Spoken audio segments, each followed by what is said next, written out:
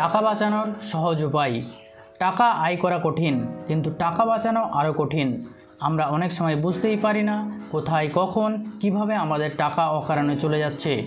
আজ আমি বলবো 5টা সহজ উপায় যার মাধ্যমে আপনি খুব সহজেই টাকা বাঁচাতে পারবেন।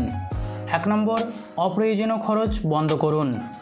মাসে কয়বার অকারণে অনলাইন শপিং করেন কিংবা কফি বা ফাস্টফুড খেয়ে টাকা নষ্ট করেন, নিজেকে জিজ্ঞেস করুন, এটা কি সত্যিই দরকার? না হলে খরচ বন্ধ করুন। 2 নম্বর, বাজেট তৈরি করুন।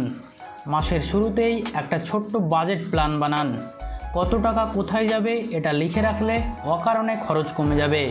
লেখা খরচ মানে নিয়ন্ত্রিত খরচ। 3 নম্বর, 2 দিন নিয়ম ব্যবহার করুন। কিছু কিনতে ইচ্ছে করলে সাথে সাথে কিনবেন না, 2 দিন অপেক্ষা করুন। তখনও যদি মনে হয় দরকার তবে কিনুন, অনেক সময় ইচ্ছেটা কেটে যায়। 4 নম্বর, ছোট ছোট সেভিংস করুন। প্রতিদিন 20 টাকা করে বাঁচান, মানে মাসে 600 টাকা, বছর শেষে 7200 টাকা। আলাদা একটা সেভিংস অ্যাকাউন্টে টাকাটা জমা রাখুন। 5 নম্বর, অফার ও ডিসকাউন্টে না ভাসুন। 50% ছাড় দেখেই অনেকেই অপ্রয়োজনীয় জিনিস কিনে ফেলে। ছাড় পেলেও ভাবুন আপনি আসলেই টাকা খরচ করছেন। টাকা মানে শুধু বিল না, টাকা মানে ভবিষ্যৎ। আপনি যত দ্রুত টাকা বাঁচানোর অভ্যাস করবেন তত দ্রুত আপনি স্বপ্ন পূরণের পথে এগিয়ে যাবেন।